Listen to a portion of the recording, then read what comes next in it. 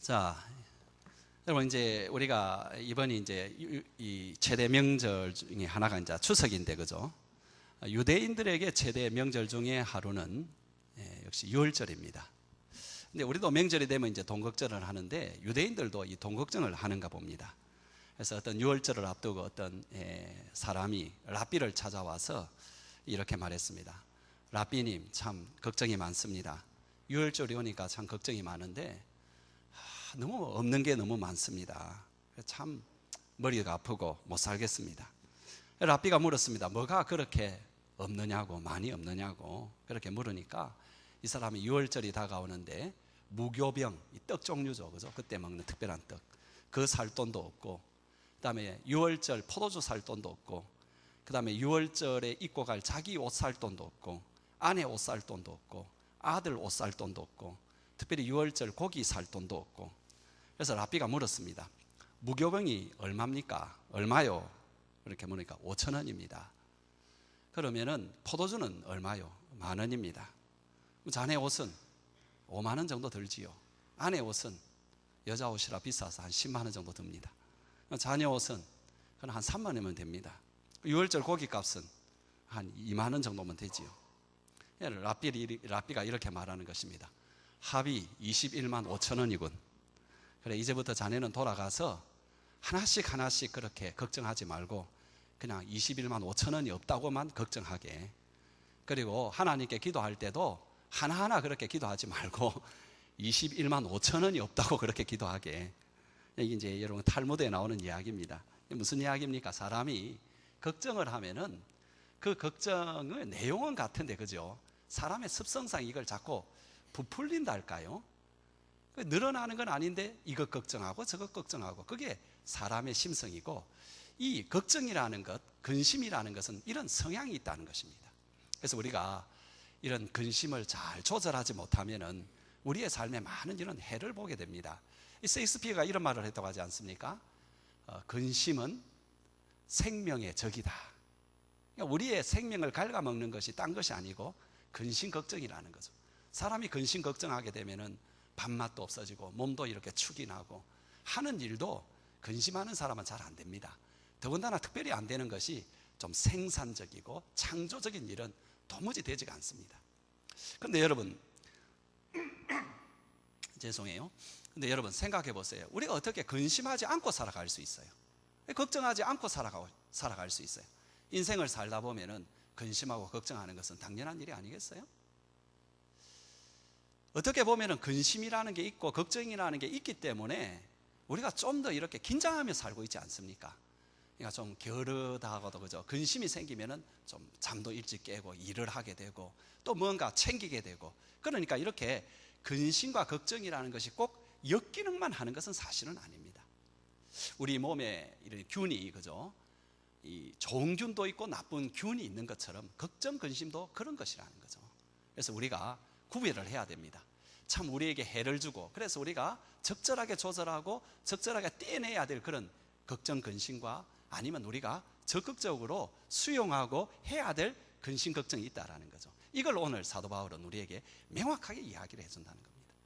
그럼 오늘 이 본문을 우리가 이해하려면은 고린도 후서의 전체의 내용을 좀 이해를 해야 되고, 그 중에 초반부를 이해를 좀 해야 됩니다.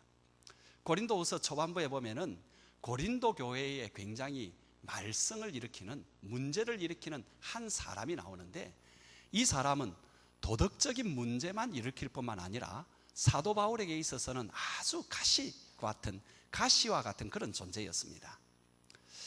교회에서 계속 문제를 일으키고 그러는데, 그래서 이제 사도 바울이 그 사람을 질책하는 편지와 더불어서 그 사람에 대해서 고린도 교인들이 하는 행동이랄까요? 이런 것과 더불어 질책을 하면서 하나의 편지를 씁니다.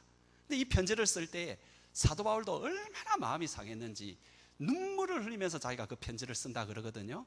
그래서 이제 학자들이 그 편지에 별명을 붙이기를 뭐라고 하느냐 하니까 tearful letter라 이렇게 붙였습니다. 눈물 어린, 그죠? 눈물로 쓴 편지, 이렇게 이제 편지가 있지요. 그런데 여러분, 그 편지를 쓰게 된 배경은 좀 더 복잡합니다. 이 말썽장이 그러니까는 굉장히 문제를 일으키는 이 고린도인의 한 교인이 엔티 바울 세력, 그러니까 바울을 안티하는 그런 어떤 세력을 규합을 해가지고 교회에 계속 문제를 막 일으킵니다. 그때 사도 바울은 에게해 건너편에 있는 터키 지역에 있는 이 에베소라는 곳에서 사역을 했는데, 고린도 교회 그 소식을 듣고 급히 방문을 합니다. 그 문제를 빨리 다루어 주기 위해서. 그런데 실패를 합니다. 거기에서 별다른 성과를 얻지 못하고 돌아올 수밖에 없게 되었습니다. 그래서 이제 사도 바울의 그 방문을 가리켜서 뭐라고 하느냐 하니까는 painful visit이다 이렇게 말합니다. 그래서 아주 고통스러운 방문이다. 그래서 우리 고린도 전후서를 연구하는 사람은 그냥 painful visit이라 그렇게 하면 그게 뭔지 알아요. 그때의 사도 바울이 방문한 그것을 우리가 별명을 붙인 것이 그것입니다. 근데 이제 이 사람이 그런 고통스러운 이제 어떤 경험이죠, 그죠? 갔지만은 성공하지 못하고 급히 다시 에베소로 돌아오면서 그들에게 무슨 말을 하느냐 하니까, 내가 가능하면 가까운 시일 내에 당신들을 다시 방문하겠소라고 약속을 합니다. 근데 그 약속을 지키지를 못하죠. 여러분, 고린도후서는 어쩌면 전체적으로 볼 때에 바로 사도 바울이 지키지 못한 그 약속에 대한 해명서의 역할을 하고 있습니다. 그런데 왜 지키지 못했느냐 하니까 그때의 고린도 교회를 방문해 봤자였습니다. 고린도 교회의 그 문제가 해결될, 다시 방문한다고 뚜렷한 성과를 얻을 수가 없는 거죠. 여러분, 우리도 그런 경우가 있잖아요, 그죠? 이렇게 도무지 한 번 더 방문한다고 말이 안 통할 때가 있잖아요, 그죠? 그렇지만 가만히 있을 수가 없어서, 그래서 대신 쓴 편지가 뭐냐 하니까 제가 좀 전에 말씀드린 눈물로 쓴 편지, tearful letter라는 눈물로 쓴 편지, 그것을 이제 써서 보냈으니까, 여러분, 사도 바울이 얼마나 그 편지에 대해서 고린도인들이 어떤 반응을 할 것인가가 얼마나 궁금했겠습니까? 얼마나 가슴 졸이게 그 결과를 기다리고 있었겠습니까? 그런데 그 편지를 들고 간 사람이 누구냐 하니까 디도라는 사람입니다. 그래서 사도 바울은 이 디도가 오기를 간절히 그렇게 기다리고 있었 그런 상황인데, 그런데 또 한 가지 문제가 터졌습니다. 뭐냐 하니까 사도 바울이 지금 사역을 하고 있는 그 장소는 에베소인데, 에베소에 사도 바울을 공격하는 폭동이 일어나 버렸습니다. 사도행전에 나옵니다. 그 폭동이 일어나 가지고 사도 바울이 급히 에베소를 떠나와야 됐었습니다. 그래서 그가 간 첫 곳이 어디냐 하니까, 여러분, 트로이 목마 아시죠? 트로이 목마를 세웠던 도시인 드로아라는 그 도시에 사도 바울이 가죠. 위치는 여러분, 터키, 지금의 터키의 북쪽입니다. 북쪽으로 이렇게 올라갔는데, 거기에서 디도가 돌아올 배를 기다리고 있었는데 마지막 배를 기다렸죠. 여러분, 그 당시에, 그래서 여러분 그 이제 본문을 약간 여러분 보시면 뭐냐 하니까, 그런데 여러분, 그 이제 드로아에 기다리는데, 드로아에 디도를 기다렸는데 디도가 그 마지막 배에 타지 아니한 것을 보고는 할 수 없이 이 바울이 마음이 급해가지고 디도를 만나려고 마게도냐로 바다를 건너갑니다. 여러분, 일단은 성경 하나 봅시다. 2장 14절, 13절 앞에 나오죠. 우리 한번 같이 읽겠습니다. 시작. 내가 내 형제 디도를 만나지 못하므로 내 심령이 편치 못하여 저희를 작별하고 마게도냐로 갔다. 이 무슨 이야기냐 하니까, 지금은 항해 기술이 뭐 발달해가지고 북극도 가지 않습니까? 근데 그 당시만 하더라도 겨울이 되면은 에게해를 건널 수가 없었습니다. 그래서 이제 배들이 여러분 어떻게 오느냐 하니까, 고린도를 출발해서, 지도, 여자분들은 지도 잘 모르잖아요. 남자분들도 잘 모르지만 하여튼 대충 그렇습니다. 그리스 반도가 요렇게 생기고 터키 반도가 요렇게 생겼거든요. 그래서 요렇게 이제 중간에는 바다가 끊어져 있죠. 그래서 이제 여러분 고린도에서 올라갑니다. 아테네에 올라가고 빌립보 올라가죠. 그 다음에 이제 바다를 건너갑니다. 그 다음에 에게해로 건너가가지고 드로아에 갔다가 또 내려오면은 밀레도, 에베소, 그 다음에 여기로 쭉 가면은 이제 예루살렘이 되는 거죠. 그래서 급한 마음에 어디로 갔느냐 하니까, 이분이 에베소에서 그래도 빨리 만날 수 있는 드로아에 올라가는 거죠. 근데 드로아에서 사람을 못 만나고 마는 거죠. 그러니까는 이제 겨울이 되면은 다음 봄까지 기다려야 되는 그런 형편에 가는 배는 있었나 봅니다. 그래서 가는 배를 타고 마게도냐로 건너갑니다. 왜냐하니까 여기서는 육지로 쭉 여행이 가능하거든요. 지금 그런 어떤 상황 가운데 있는 거죠. 그래서 이제 마게도냐 지역에서는 사도 바울이 어디에 있었느냐 하니까는 세 교회 중에 한 군데인데요. 데살로니가 교회와 베레아 교회, 빌립보 교회가 있는데, 학자들은 대부분 빌립보 교회에 사도 바울이 기다리고 있었을 것이다. 이렇게 되었던 거죠. 그래서 여러분 여기에 나오는 7장 5장은 우리가 마게도냐에 이르렀을 때에 이것은 그렇게 해서 마게도냐에 도착하여 일어난 일들을 계속 이어서 말을 하는 것인데, 그래서 7장 5절은 여러분 2장 13절의 연속입니다.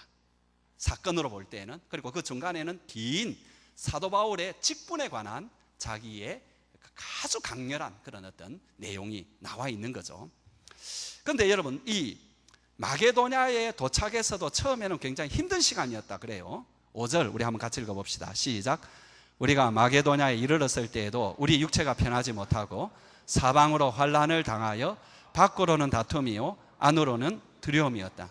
여기 이제 육체가 편하지 못하다, 이것의 원어의 뜻이 뭐냐 하니까 잠을 잘 수 없다, 이런 뜻입니다. 굉장히 고통스러워서 잠을 잘 수 없었는데 밖으로는 유대인들과 이방인들이 계속해서 그를 공격했습니다.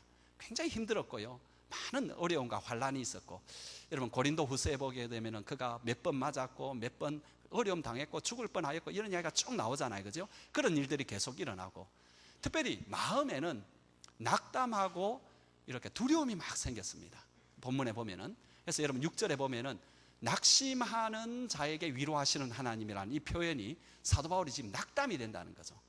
교회도 지금 자기는 에베소에서 쫓겨나왔죠. 그 다음에 자기가 원래 그렇게 사랑했던 교회는 자기를 자꾸 이렇게 멀리하고 있죠. 배반하고 있죠. 이런 가운데 사도 바울의 마음이 어떤 마음이었겠느냐 하니까 이제 그만하고 싶다. 이거 사역 이제 좀 적고 싶다. 그런 생각이 들 때였다라는 거예요. 그런데 여러분 놀라운 반전이 일어납니다. 그게 6절에 처음 있는 이야기죠. 그러나 하나님이 그 하나님은 누굽니까? 낙심하는 자들을 위로하시는 하나님. 여러분 하나님은 낙심하는 자들을 위로하는 하나님이셨습니다. 그 하나님이 낙심한 바울을 위로해 주었고, 그래서 바울은 그렇게 낙담이 되고 어려운 가운데서도 다시 힘을 얻어가지고 참 그 어려운 그 길을 끝까지 걸어갈 수 있었고, 하나님의 나라에 아주 중요한 공적을 남길 수 있는 그런 삶을 그가 살 수 있었던 것입니다. 사랑하는 성도 여러분, 그렇습니다. 그러나 하나님이, 여기에 오늘 저와 여러분의 소망이 있고 살 길이 있습니다. 우리가 어떤 순간에 이른다 하더라도 그러나 하나님이 계십니다. 창조의 하나님이시고 기적의 하나님이시고 모든 것을 가지시고 주권하시는 그 하나님이시고, 그러면서도 우리의 친절한 아버지가 되시는 그 하나님이 계시고, 그 하나님이 우리와 동행해 주시니까 우리가 소망이 있습니다. 여러분 요즘 경제가 참 어렵습니다. 그것도 우리 지역 경제만이 아니라 한국의 경제, 더 나아가서 전 세계적으로 경제가 어려우니까는 이 여파가 상당히 깊이 밀려오고 그리고 길게 밀려올 것 같습니다.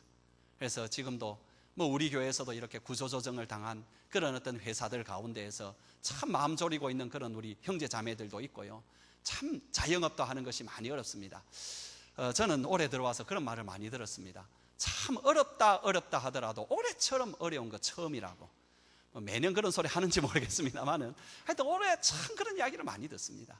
그래서 여러분이 만나면 서로 우울하고 답답하겠지만은, 그러나 여러분 우리가 왜 모였습니까? 그러나 하나님이 우리와 함께 한다라는 이 이야기로 서로 격려하기 위해서 모인 것 아닙니까? 그래서 우리 부모님들, 그러나 하나님이 계시지 않느냐고, 염려하지 말자고, 하나님이 우리를 도와주실 것이라고, 그 하나님이 우리를 이끌어 가실 것이라고, 그렇게 여러분 서로 위로하고 격려하는 그런 아름다운 추석이 되길 바랍니다. 그런데 이제 여기에서 그 하나님께서 이제 구체적으로 바울을 이렇게 위로한 내용이 뭐냐 하니까 디도가 오게 한 것입니다. 6절 한번 같이 읽어보겠습니다. 그러나 낙심한 자들을 위로하시는 하나님이 디도가 오므로 우리를 위로하셨으니, 바울에게는 기다리던 그 사람이 온 것이 너무나 고마웠고, 또 더 나아가서 이 디도가 가져온 소식이 참 좋았습니다.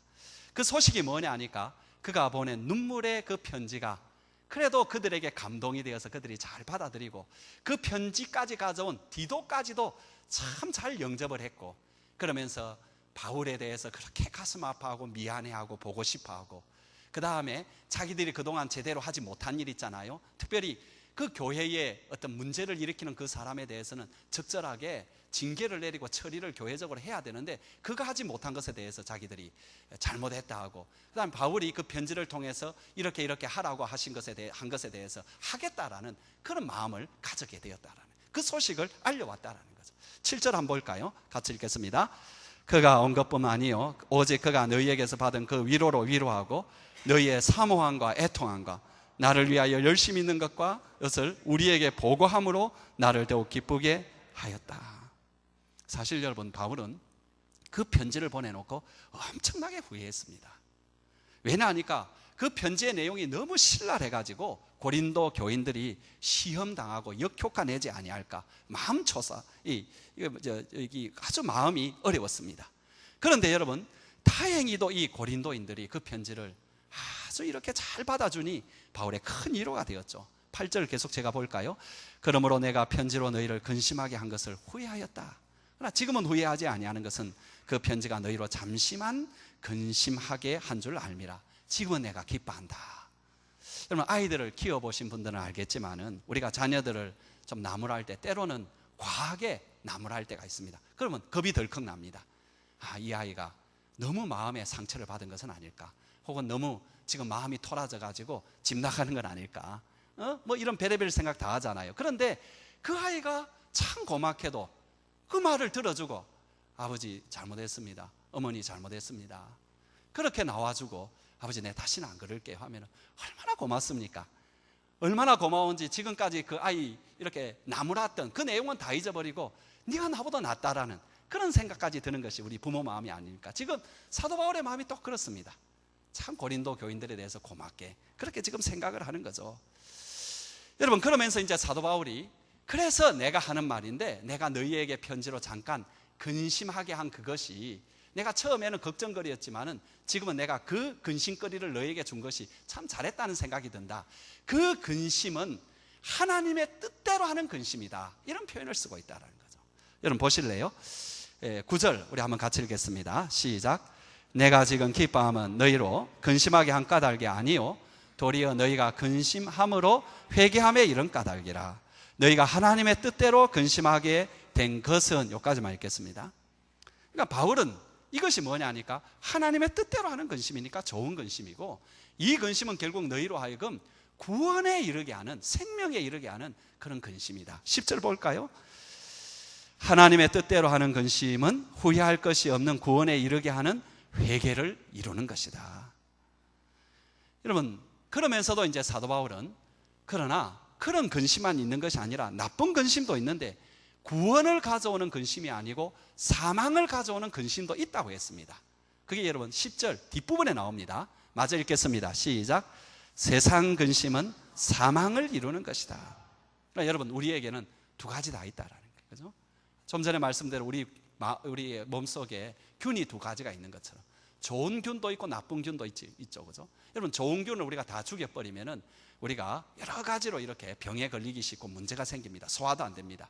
적절한 균이 있어야 되는데 나쁜 균은 빨리 죽여야 됩니다. 마찬가지라는 것이죠. 우리에게 있어서 이렇게 좋은 그런 어떤 근심은 해야 되고요, 나쁜 근심은 안 해야 돼요. 그러면 좋은 근심과 나쁜 근심은 뭐냐? 뭐가 다르냐? 성경은 이렇게 이야기합니다. 좋은 근심은 하나님의 뜻대로 하는 근심, 하나님 근심이라고 말할 수 있고요, 나쁜 근심은 세상 근심이다. 그럼 뭐가 하나님 뜻대로 하는 근심이냐? 여러분, 첫 번째로 여러분, 하나님 뜻대로 하는 근심은 뭐냐 하니까 하나님이 주신 그 마음에 하라고 주신 그런 근심입니다. 그래서 하나님이 그 근심하는 것을 보고 기뻐하시는 근심이고, 하나님이 원하시는 그런 근심이라고 말할 수 있습니다. 가장 대표적인 게 뭐냐 하니까 우리가 죄를 짓고 난 뒤에 하나님은 우리가 근심하기를 원합니다. 우리가 죄 지은 행동에 대해서, 우리가 죄 지은 그런 태도를 갖고 있고 그런 결정을 내린 것에 대해서, 그런 어떤 행동을 저지른 것에 대해서 그냥 넘어가지 아니하고 정말로 근심하기를 원하는 거죠. 또 이런 근심이 있을 수 있습니다. 우리가 하나님 영광을 생각하며 하나님 나라를 생각하는데 우리 주위를 쳐다봐도 모두가 그렇지 못한 세상, 그렇지 못한 사람들, 그렇지 못한 나 자신, 그리고 내 주위에 있는 이런 여러 가지를 보면서 참 마음 아파하고 근심하는 것, 이거 주님께서 원하시는, 주님이 주시는 그런 근심이라 할 수 있습니다. 또 하나님이 주시는 근심이라는 건 뭐냐 하니까 우리로 하여금 그래서 하나님 앞에 이렇게 딱 서게 하는 그런 근심입니다. 특별히 이제 죄악과 연관해서 말한다면 그죠? 그냥 죄라는 것은 항상 고통이 있습니다. 그것은 하나님이 특별히 징벌을 주지 않아도 죄 자체는 항상 고통을 가지고 있습니다. 그래서 그 고통 때문에 막 연연해하고 그 정도가 아니고요. 내가 하나님 앞에 죄를 지었구나. 이 어떤 마음 속에 마음의 고통, 영의 고통을 갖는 그런 근심이 하나님 뜻대로라는 근심이라는 거죠. 무엇보다도 그럼 죄 지은 그 일 때문에 내가 무슨 손해 보고 내가 그 실수해 가지고 이렇다 이런 것이 아니고요. 내가 하나님께 내가 죄를 지었다라는 그런 어떤 그 마음, 그것이 여러분 하나님이 원하시는 근심이고 좋은 근심이라는 거예요. 세 번째로는 그래서 그 근심의 결과가 뭐냐 하니까 우리로 하여금 하나님 앞에 세우는 근심이라는 거죠. 그죠? 하나님 앞에 세우는. 왜? 우리가 하나님 앞에 번제를 했으니까 결국은 우리가 나아가서 우리가 빌 곳은 하나님 당신밖에 없다. 하나님 내가 잘못했습니다. 그렇게 만드는 그 근심이 하나님이 기뻐하시는 근심이고 하나님이 원하시는 근심이고, 그래서 그 결과는 뭐냐 하니까 우리로 하여금 구원에 이르는 회개에 나아가도록 하는 그 근심이라는 거예요. 그러면 여러분 반대로 세상 근심은 뭡니까? 세상 근심은 거꾸로 생각하면 되죠. 하나님이 주신 근심이 아니고 세상이 주는 근심이라 생각하면 됩니다. 근데 여러분 이렇게 생각하죠. 우리가 왜 세상 살면서 걱정거리 갖고 안타까운 일이 없겠어요? 하지만 여러분 성경에서는 그런 일이 없을 수는 없지만 그러나 그 걱정과 근심에 매여 가지고 지내는 것은 아니라는 겁니다. 주님께서는 너희는 하나님을 믿으니 또 나를 믿으라면서 근심하지 말라고 했는데, 그러나 계속해서 그 근심에 매여 있는 것, 이게 세상 근심이라는 거예요. 세상에서 온 근심이고 세상 근심이라. 예수님의 말씀에 따르면 그죠? 예수님의 말씀에 따르면은 우리 마음은 네 가지로 이렇게 구분할 수가 있는데, 세 번째 마음밭이 어떤 거냐 하니까는 가시덤불이 이렇게 와 우거져 가지고 말씀이 좀 잘하는 것 같지만은 결국은 원하는 열매는 맺지 못하고 끝나는 그때의 그 가시덤불이 뭐냐 하니까 두 가지라고 이야기하잖아요. 하나는 재물에 대한 욕심, 두 번째가 뭡니까? 세상에 대한 근심이라는, 이 두 가지가 있으면은 결국은 열매 맺지 못한다라는, 여러분 그런 종류의 근심이 세상 근심이라 이야기. 두 번째로 여러분 세상 근심은 그래서 당연하게 뭐냐 하니까 이 죄에 대해서 이렇게 근심하고 죄책감을 느끼는, 거기에서 끝나는 근심은 죄로 인하여 근심하는 거지만 그건 세상 근심이라. 아직까지는 어떻게 돼야 되느냐 하니까 우리로 하여금 후회 정도 하는 것이 아니라 하나님 앞에 나아가서 회개까지 하게 하는 것이 이게 그렇게 해야 하나님 근심인데, 그냥 후회만 하는 것은 세상 근심이라는 거예요. 대표적인 사람이 유다죠. 그죠? 여러분 그날 밤에 그죠? 유다와 베드로는 똑같은 죄를 지었습니다. 두 명 다 주님을 철저히 배반했습니다.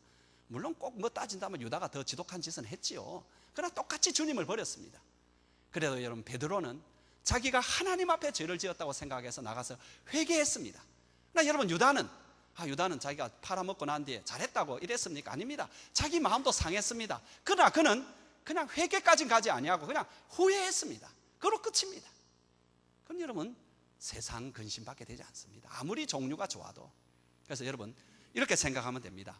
세상 근심과 하나님 근심은 종류가 다를 수도 있습니다. 이해가 되시죠? 두 번째로는 종류가 아예 다를 수 있습니다. 두 번째로는 같은 것이라도 무엇을 중심으로 회개하느냐에 따라서 이게 하나님이 주시는 근심이 될 수가 있고 세상 근심이 될 수 있다는 거죠. 좀 더 나아가 봅시다. 여러분 그래서 세상 근심이라는 건 결국 뭐냐 하니까 하나님의 용서를 바라는 것보다 내가 죄를 지어서 일어난 문제만 해결되기를 원하는 마음에서 생각하는 건 전부 세상 근심이라는 거예요. 이해가 되십니까? 우리가 종종 그러잖아요.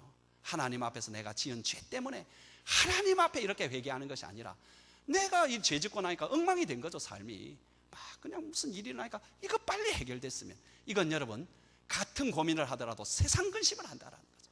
결국은 여러분 이것은 안타깝지만은 사망밖에 이루지 못한다는. 어떻게 사망을 이룹니까? 처음엔 여러분 이런 식으로 또 이런 종류의 혹은 이런 식으로 근심하면은 사람이 겪는 것이 좌절밖에 없습니다. 좌절입니다. 계속해서 되는 듯 하다가 안 됩니다. 두 번째는 어떻느냐 하니까 좌절이 끝나고 나면은 좌절 가운데서 우리 마음에 평강이 없어지고요, 우리 마음이 파괴가 되고요, 우리의 삶이 자꾸 파괴가 됩니다. 세 번째로는 어떤 지경에 나아가느냐 하니까는 종종 이 사람이 죽음으로까지 나아갑니다. 견디지 못해서 자살하거나. 여러분, 이렇든 저렇든 그것의 모든 결과는 똑같이 근심하고 똑같이 걱정하는 것 같는데, 한 근심은 사망으로 가고 한 근심은 생명으로 가더라는 것입니다.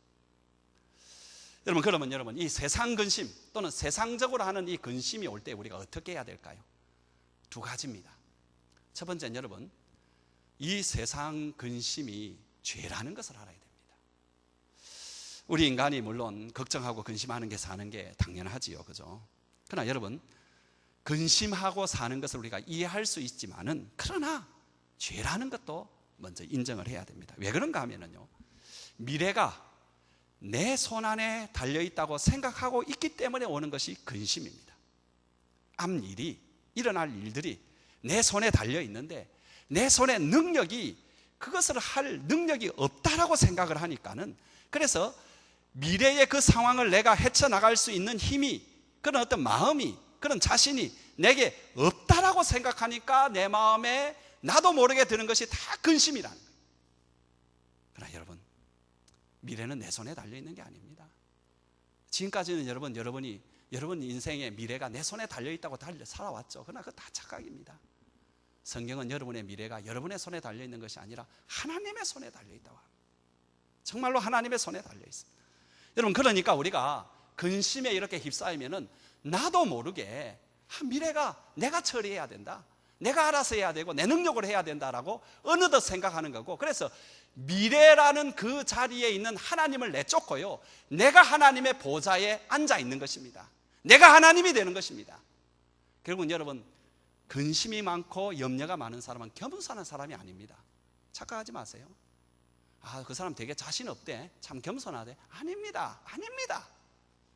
근심하고 걱정하는 사람이 가장 교만한 사람들입니다. 참 교만한 사람들입니다. 여러분, 교만은 하나님 앞에 죄입니다. 자기가 하나님 되려는 죄입니다. 여러분, 우리가 근심하지 않을 수 없으나 근심하는 게 죄라는 걸 인정하셔야 됩니다. 더군다나 여러분, 거기에는 불신앙이 도사리고 있는 겁니다. 하나님을 믿지 못합니다. 하나님이 내 미래에 참 좋으신 하나님이, 내 목자 되신 하나님이 나를 이끌어 가실 거라는 그 하나님에 대한 믿음이 없습니다. 어젯밤에 저는 우리 아들과 좀 대판 싸웠습니다. 나도 그런 일이 있더라고요. 대판 싸웠는데 결론은 이것입니다. 내가 우리 아들을 믿지 못한 것입니다. 제가 어제 우리 아들이 목사였고요, 저는 신도였습니다. 앉아가지고 구구절절 맞는 말씀만 하시더라고요. 그 내용은 뭐냐 하니까, 내가 아들을 믿지 못한 것입니다. 왜 아버지 믿지 못해요? 그런데 내가 그 아이들을 그래 한번 믿어보자 하니까 나머지 모든 문제가 싹 사라져 버렸습니다. 내가 머릿속에 있는 수백 가지 있잖아요, 그죠? 양고기도 사야 돼, 포도주도 사야 돼, 뭣도 사야 돼 하는 이런 것들이 싹 그냥 나가버려요. 여러분, 왜 근심이 옵니까? 왜 염려가 옵니까? 하나님을 믿지 못해서입니다.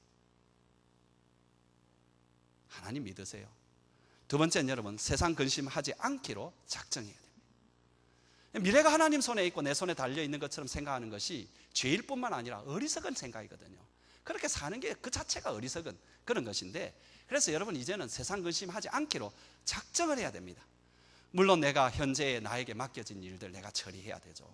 앞으로 인생 계획, 가까운 인생, 먼 인생, 사업 계획, 가정 계획, 자녀 교육하는 이런 모든 문제들 세워서 가야 되지만, 그럴 때에도 그 미래가 하나님 손에 있고, 하나님은 우리 아버지시고 하나님은 나의 목자 되신다는 사실을 정말 믿으시기 바랍니다. 그리고 내가 걱정하지 않기로 작정하시기 바랍니다. 그런데 이것은 여러분, 느낌이 아니고 의지적 결단입니다. 예를 들어 생각해 보겠습니다.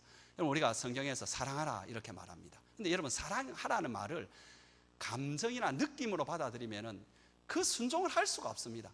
아니, 사랑하라는 건 내 마음에 이렇게 사랑이 떠야 사랑하는 거고, 그지요? 미움이 있는데 그걸, 내 감정을 내가 어떻게 해요? 내가 그래, 사랑해야지.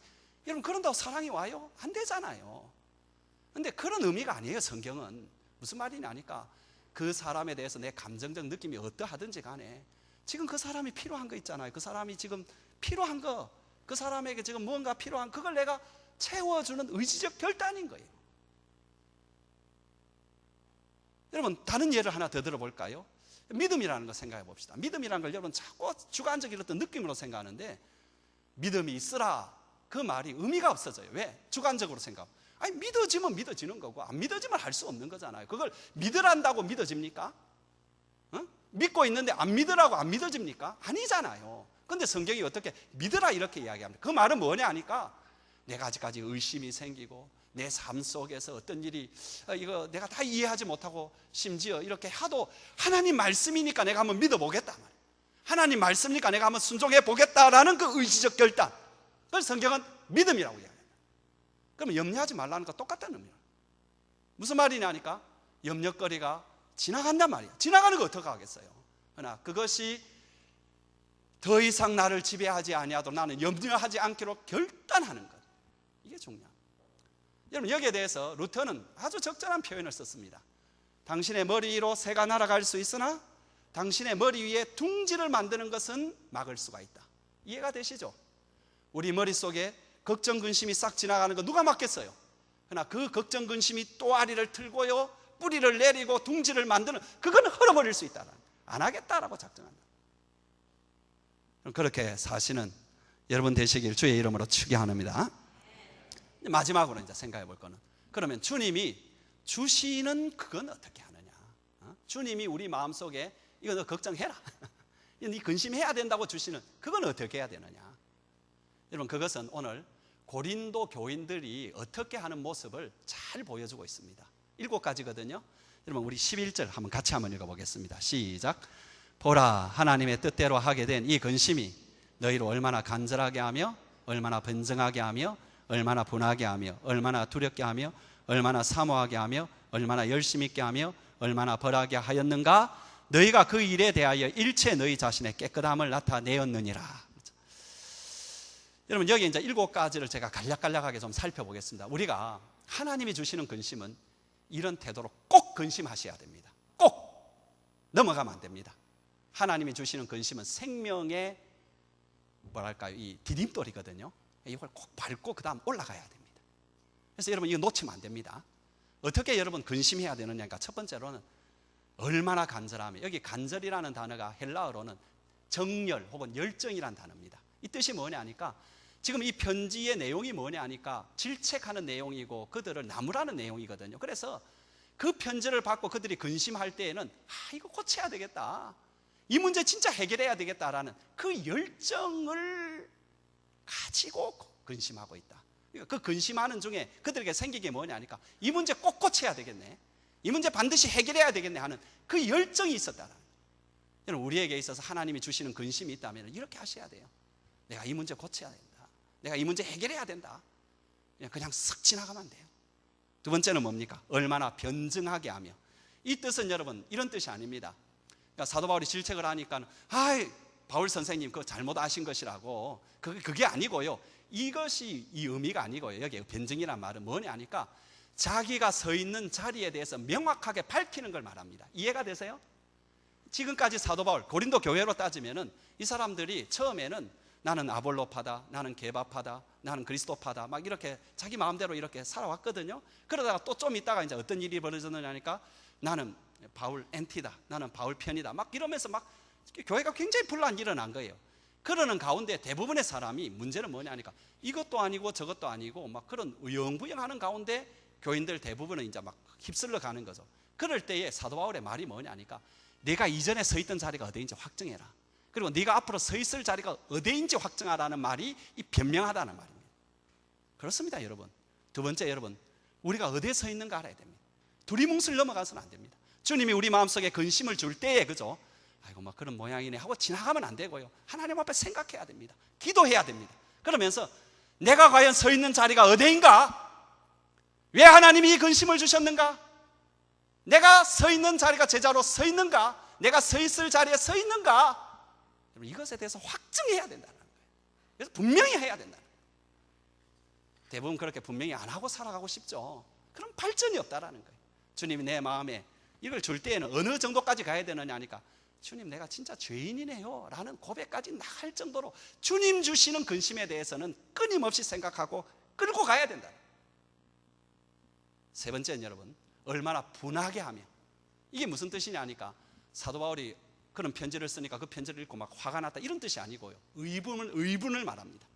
그러니까 그동안 이 사람들이 이건지 저건지도 모르고 그냥 이 편 저 편 들다가, 심지어 바울을 비난할 때도 그게 신앙인지 불신앙인지 하나님께 순종하는 건지 거역하는 건지도 제대로 알지 못하고 이리저리 휩쓸린 것에 대해서 정말 분노하면서, 그것 때문에 교회와 하나님 나라가 엉망이 된 것에 대해서 분노한다, 그런 뜻이죠.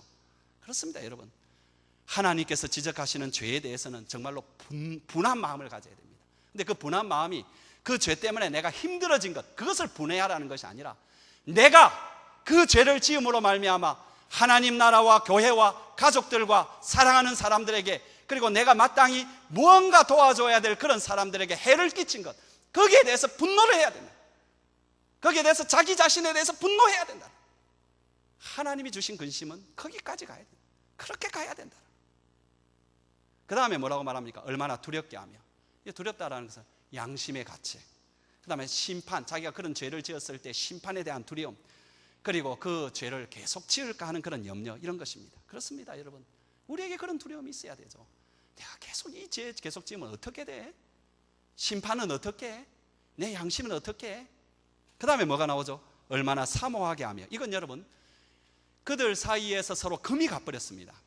그래서 이제 사도 바울의 질책의 편지를 듣고는 사도 바울과 다시 회복하고 싶다라는 간절한 마음의 표현입니다. 그래서 속히 바울을 만나보고 싶고 자기들이 잘못한 것에 대해서 용서를 빌고 싶고 마음 상한 사도 바울을 좀 위로하고 싶은 그 마음이 있다는 거죠.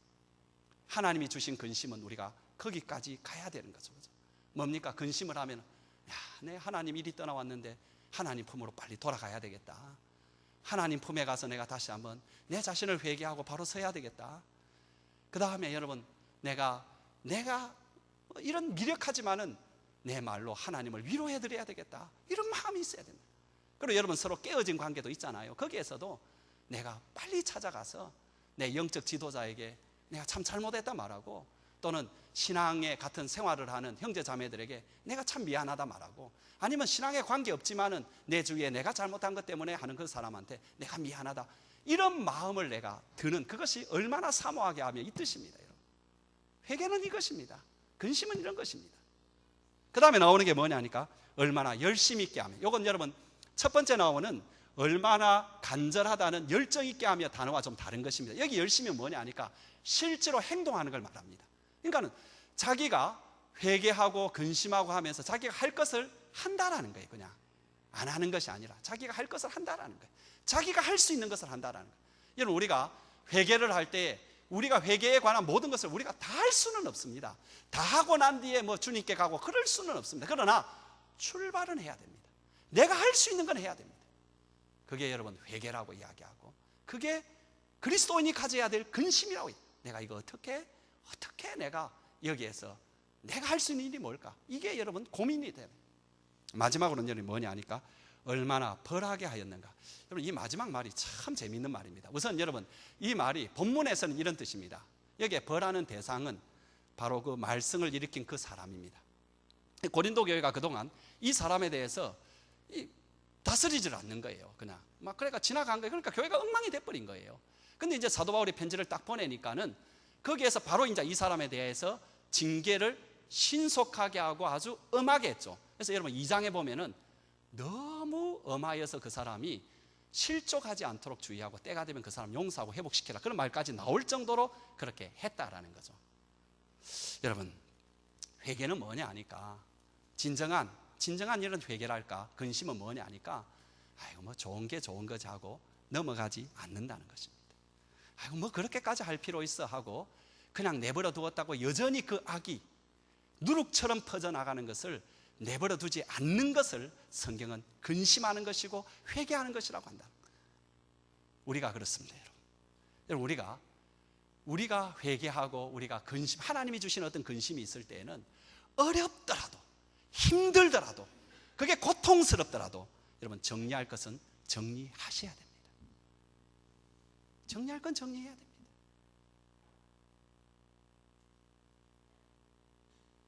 여러분, 특별히 여러분, 제가 지난주에 말씀드린, 우리 그 앞에 본 거 있잖아요. 지난주에 말씀드린 대로 그것이 여러분 분명히 어두움이고, 분명히 벨리 아래 속했고, 분명히 그가 믿지 아니하는 세상 가치관에 속하고, 분명히 우상에 속한 것을 알 때에는 여러분 가차없이 정리해야 돼요.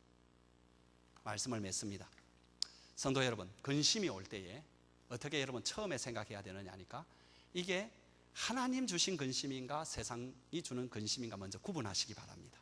두 번째로, 그 근심을 하는 경우에 있어서도 중요한 게 뭐냐니까, 똑같은 근심을 하더라도 하나님 방식으로 근심하는 것과 세상 방식으로 근심하는 것을 여러분 기도하면서 꼭 구별하시기 바랍니다. 여러분, 그런 생각 안 드세요?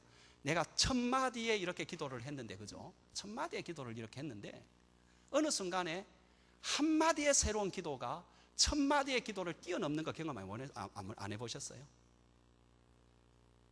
마찬가지입니다, 여러분. 근심도 여러분 1000개의 근심을 하는데 한 가지의 새로운 근심이 모든 것을 오케이. 마지막으로 이제 제가 이야기 하나만 하고 마치겠습니다. 여러분, 그 니콜라스라는 사람의 순교기가 참 이렇게 인상적인데요. 이 사람이 죽은 연도가 외우기 쉽습니다. 1555년에 죽었습니다. 근데 이 사람이 이제 순교할 때에 이 사람이 이제 제명이 뭐냐니까 결국은 그리스도를 전파한 제목이었어요. 결국 그래서 이제 화형을 당하는데요. 이 사람이 이제 화형을 당하는 그 다음 날, 그러니까 그 다음 날 이제 화형을 당했는데 그 전날에 자기의 동생이 이렇게 찾아왔습니다. 그래서 뭐라고 이야기하느냐니까, 형님, 내일이면 형님이 화형을 당하지요. 오늘 밤에는 제가 형님 옆에 있고 싶습니다.